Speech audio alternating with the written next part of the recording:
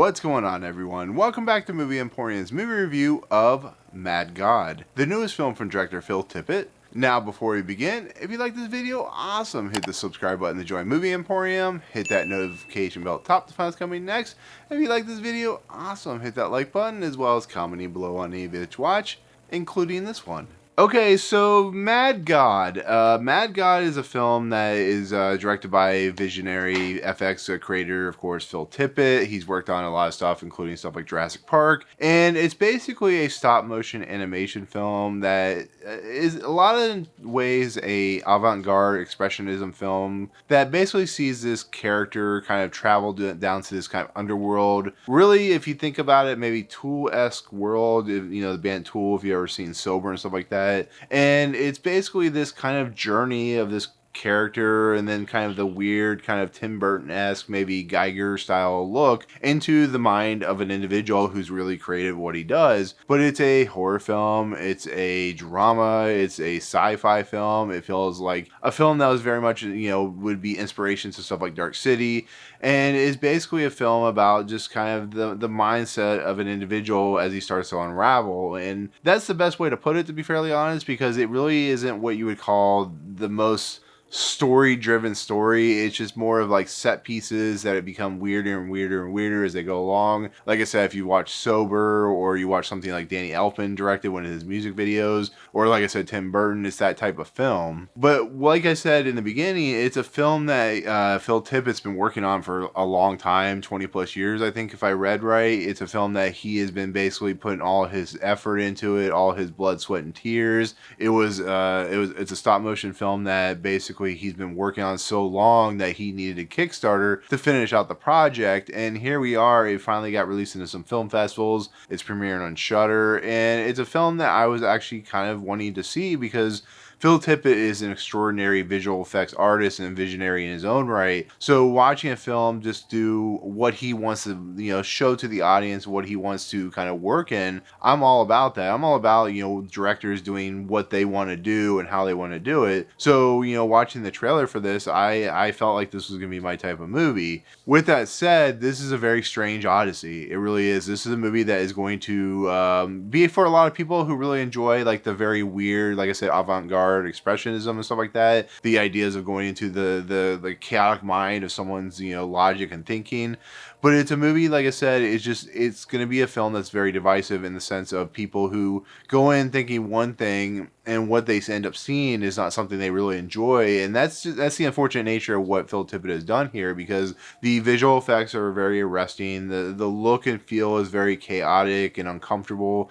There are things in here as I was watching where I'm going, man, that just pushes the boundaries of just pure imagination. It's like what would happen if Willy Wonka was allowed to keep his, you know, tunnel scene going as it started fully unraveling as it moved along. And I just kind of felt that it was a completely interesting, amazing, but strange, weird journey that for like an hour and I think 45 minutes or however long this movie ends up being, I really was enveloped and really just kind of went with it. Yeah, I felt uncomfortable. Yeah, I felt weirded out by some of the things that Phil Tippett, you know, decided to do with this film. But I think when you're allowed to let a visionary, a visual effects artist, a person who has such an interesting creative imagination work, you really get a sense that it doesn't matter the levels and craziness that they're willing to go. If there's an interesting idea and they're willing to push the boundaries to do what they want to do, I think that makes it for a really wholly interesting experience. And like I said, I really loved what I was watching. I didn't always understand what I was watching, but I think this movie is wholly original. It's very inventive, and it goes to places that you don't expect. And like, you know, when you watch or play games like Little Nightmares or, you know, Inside, which this movie had a lot of feels to it when it came to Inside, it was a very interesting experience. I felt every nuance. I felt every nook and cranny that, you know, he was going into. But I think for the most part, at least I think 99% of the time, this movie is full motion stop animation, and it's pretty impressive to watch. It really is, because there's a point in here where you see what looks like a real person, and apparently that's also a stop motion animation person. And, you know, it really takes an individual like Phil Tippett, who is just a very strange strange individual to begin with, to do something just so audacious and so interesting. And I just found this movie, just everything about it just works, and everything about it is just creative, and the juices that flow and everything. I loved every morsel. I loved every violent moment. I loved every energetic spot. There is no dialogue in this movie. Just the images like speak for themselves, and like I said, it's an uncomfortable journey, but it really just, it has a sense of just being very inventive of what it's doing. I know I keep repeating myself when it comes to like creativity and inventiveness, but this movie is just, it's a different experience. It really is. It's one of those I'm never gonna forget. I'm never, not gonna remember in the, in the long run. It's like when you first watch like Nightmare Before Christmas or something like that, or like I said, Tools Sober. You just get a very different sense of the creative talent and creative mindset and stuff like that. It's like watching or reading Alan Moore's stuff, in the graphic novel sense. There's just something truly inspiring about it. It makes you actually want to create your own film, and that's what makes these films so special.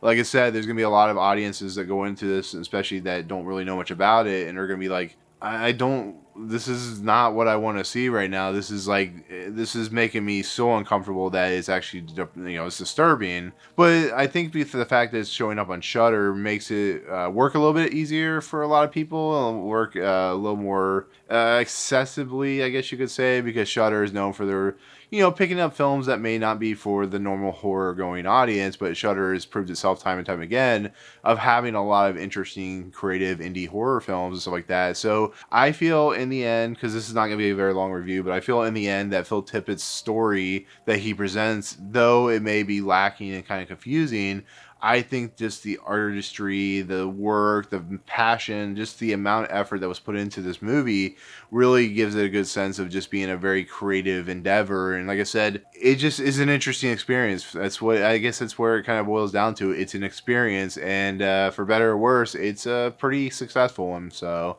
overall, like I said, I really enjoyed this. I had a lot of fun with it. Yes, I was unsettled, but I think it's a very creative endeavor. And once again, 20 years in the making. So thanks to Kickstarter, it finally got its light of day. So, but anyways, with that said, that is gonna be my take on Mad God. Thank you so much for watching. Like I said, it's gonna be in some theaters. I think it once again premieres on Shudder, so look for it there. But with that said, in the comments below, are you looking forward to Mad God? Are you a big fan of these types of like avant-garde experiences, stuff like that? But let me know in the comments. But otherwise, if you like what you see on this channel, hit the subscribe button to join Movie Emporium. Hit that notification bell at the top to find what's coming next. If you like this video, awesome. Hit that like button, and as always, we'll see you guys on the next video. Peace out.